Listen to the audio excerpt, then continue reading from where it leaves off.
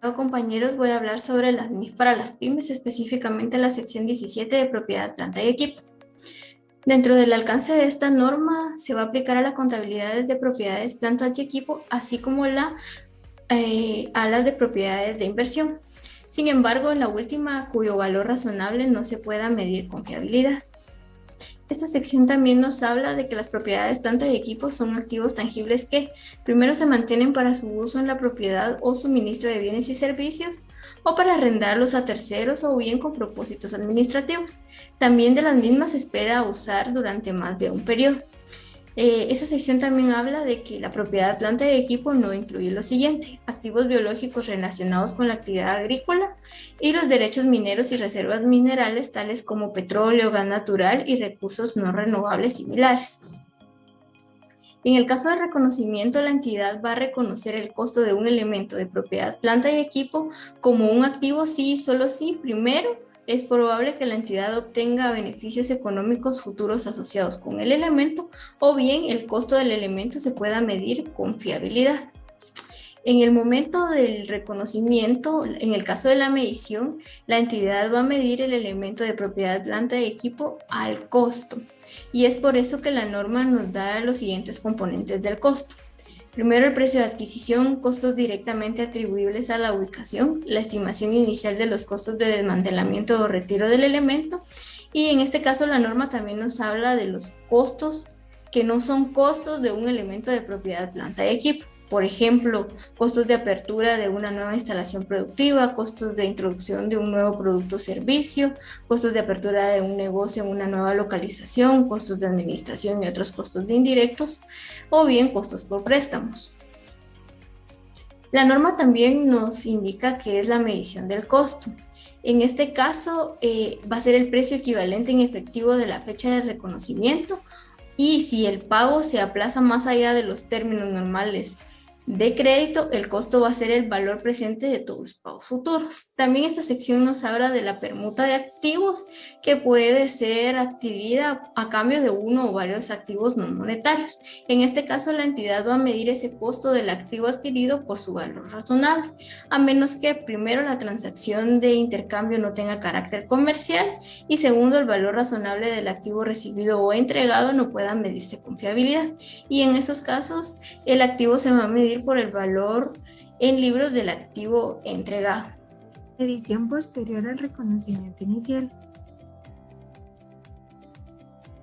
Existen dos modelos sobre el cual se puede realizar la medición posterior. Uno es el modelo del costo. En este se va a tomar el reconocimiento, todos los costos incluidos en el reconocimiento inicial se le va a restar la depreciación acumulada y el deterioro de valor que existiera. Dentro del modelo de revaluación, el objetivo de este modelo es reflejar los activos al valor razonable a través de una revaluación. Al realizarla se le restará la depreciación y deterioro de valor.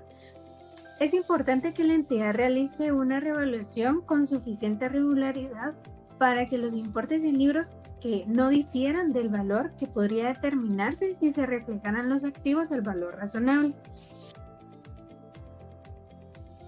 Luego de haber realizado la revaluación, si el importe en libros aumenta al reconocimiento, el reconocimiento se realizará de la siguiente manera. Uno, reconociendo el aumento en otro resultado integral y se acumulará en el patrimonio. Si comparado con el valor en libros anterior, este es un decremento, digamos, este se reconocerá en el estado de resultados del periodo, y en caso contrario se refleje una reducción en el importe en libros, esto se reconocerá directamente en el resultado del periodo.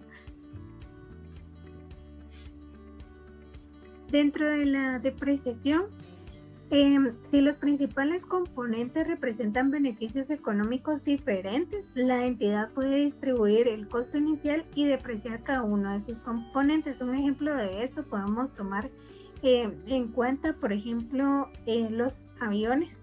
Este se podría, digamos que depreciar cada componente de forma separada, porque cada uno pues tiene una vida útil diferente. y un tratamiento especial. El cargo por depreciación para cada periodo se reconocerá siempre dentro del estado de resultados del periodo. Continuando con la exposición, la sección 17 de propiedad, planta y equipo nos habla sobre el deterioro del valor. Para ello tomamos 3 puntos importantes, que es la medición y reconocimiento del deterioro del valor. Para determinar si un elemento de propiedad, planta y equipo se ha visto deteriorado su valor, en tal caso se reconoce y se mide la pérdida por deterioro. Asimismo, la compensación por deterioro, esta se incluirá en el resultado de las compensaciones procedentes de terceros por elementos propiedad, planta y equipo que se hubiera experimentado un deterioro del valor, que hubiera perdido o abandonado solo cuando tales compensaciones sean exigibles. Y para los elementos propiedad, planta y equipo mantenidos para la venta, se establece un plan para la exposición de activos antes de la fecha esperada anteriormente en un indicador de deterioro que desencadena el cálculo del importe recuperable del activo para efectos que se haya visto deteriorado el valor. Tenemos un pequeño ejemplo de la compensación del deterioro del valor cuando es exigible. Siendo el 30 de septiembre del año 2006, un incendio se produjo y destruyó la propiedad, una partida de maquinaria, que su importe en libros era 500,000. El costo fue de 600,000, pero tenía una depreciación acumulada a la fecha de 100,000. Inmediatamente la entidad presentó una reclamación a la entidad de seguros por 700,000, que era el costo de reemplazo de la maquinaria ante la compañía. Sin embargo, la compañía de seguros cuestionó la reclamación, fundamentando que era una negligencia de la entidad. El 15 de noviembre del 2006, las autoridades a cargo de incendios finalizaron la investigación e informaron a la compañía de seguros que el incendio se produjo por un desperfecto eléctrico. Como consecuencia de estos hallazgos, la compañía de seguros notificó a la entidad que la reclamación de 700,000 se liquidará por completo. La compañía de seguros pagó los 700,000 el 30 de noviembre del 2006. El 15 de diciembre, la entidad compró con el dinero que le brindó la aseguradora e instaló una nueva maquinaria. Tenemos acá abajo los registros en donde damos de baja el resto del valor de libros de la maquinaria, asimismo como damos baja completamente el valor en libros.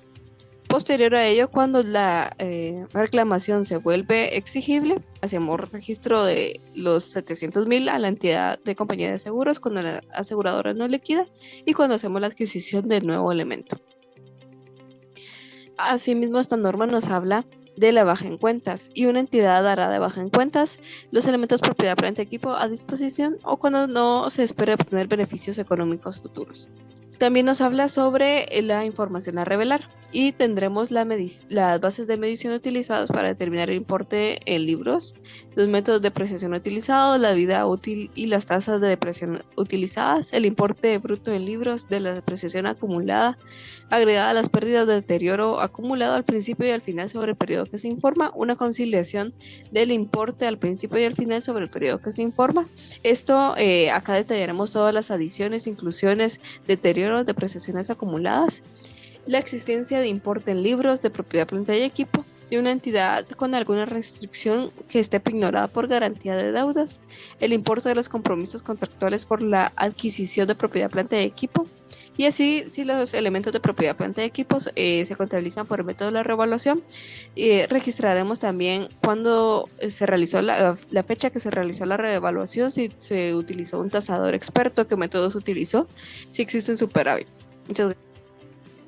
Bien, continuando con la sección 27 de la NIF para pymes, vamos a platicar un poco acerca del deterioro del valor de otros activos distintos de los inventarios.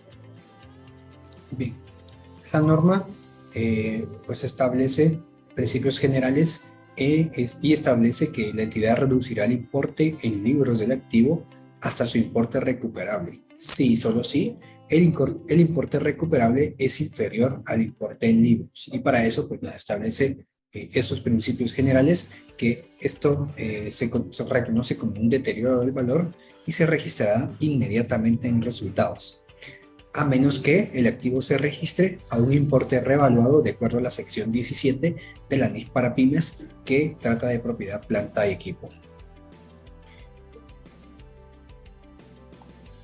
Luego también, hablando después de los principios generales, tenemos varios indicadores del deterioro del valor. Uno de ellos es que en cada fecha de presentación, pues la entidad tiene que estimar estos importes recuperables de activos y si no fuera posible, pues estimar el importe recuperable de la unidad generadora de efectivo a donde pertenece. También establece fuentes externas e internas, y cuando hablamos de fuentes externas estamos hablando cuando los inventarios pierden valor a nivel mercado, que es algo de lo que no depende la empresa. O bien cuando estamos hablando de fuentes internas, estamos hablando de deterioro del valor por lento movimiento o que la mercadería está vencida y hacen que el valor de los inventarios reduzca considerablemente. Luego tenemos la medición del importe recuperable, que acá es el mayor entre su valor razonable menos los costos de venta y su valor en uso. La norma establece también que no siempre es necesario determinar el valor razonable del activo menos los costos de venta y su valor de uso. Si cualquiera de esos importes excede el importe en libros del activo, pues esta no habría sufrido un deterioro de valor y no sería necesario hacer esta estimación. También la norma nos habla un poco de dos definiciones. La primera, que es valor razonable, que el valor razonable menos costos de venta pues es un importe que se obtiene por la venta de un activo en una transacción realizada en condiciones de independencia mutua entre partes interesadas y debidamente informadas. A esto hay que restarle los costos de disposición.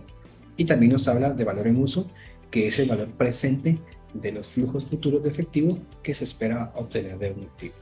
Vamos a continuar con la sección 27, deterioro de valor de los activos.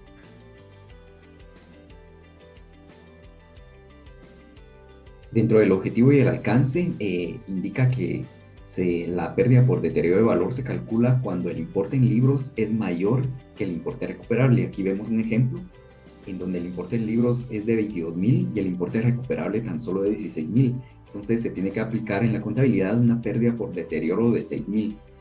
Aplica a todos los activos excepto los siguientes, y ahí podemos ver en qué sección se encuentran: activos por impuestos diferidos, activos por beneficios ampliados, los activos financieros, las propiedades de inversión al valor razonable, los activos biológicos derivados de actividad agrícola y los activos que devienen de contratos de construcción.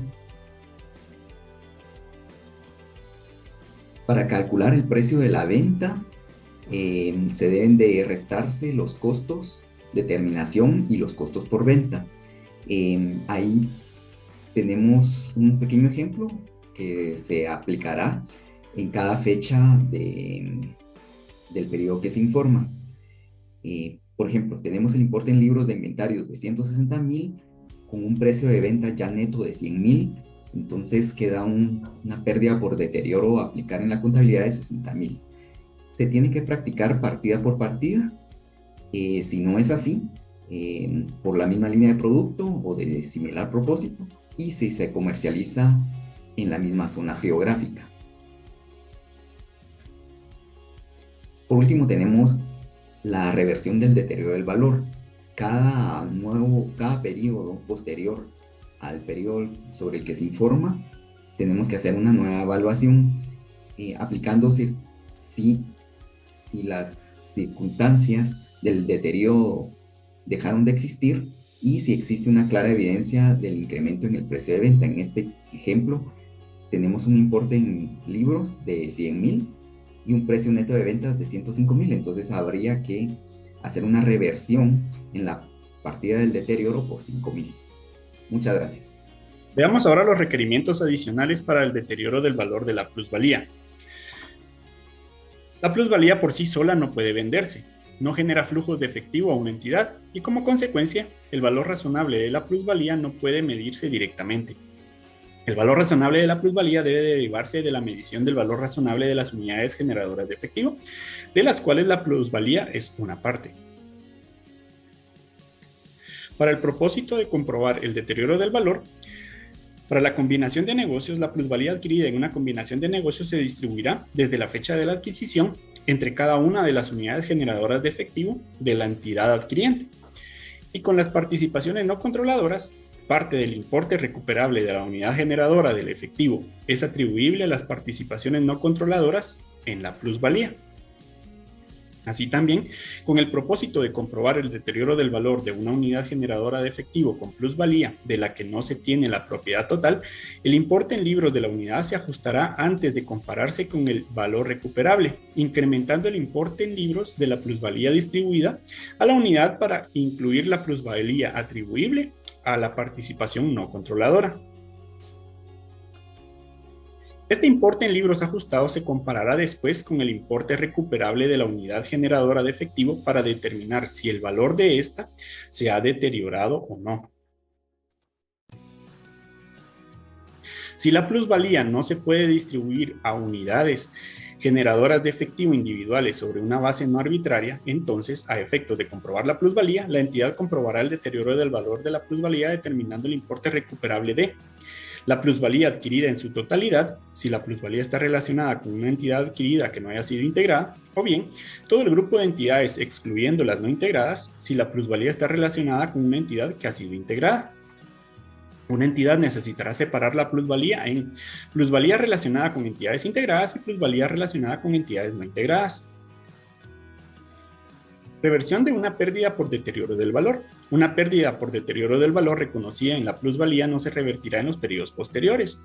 También para todos los activos distintos a la plusvalía, una entidad evaluará en cada fecha sobre la que se informa si existe algún indicio de que una pérdida por deterioro del valor reconocida en periodos anteriores puede haber desaparecido o disminuido.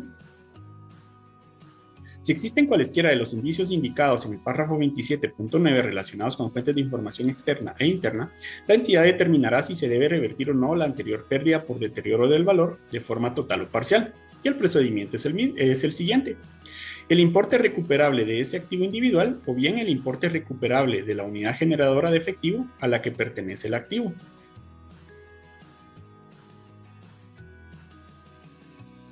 Reversión cuando el importe se estimó para un activo individual con deterioro del valor. Se estimará el importe recuperable del activo en la fecha actual sobre la que se informa.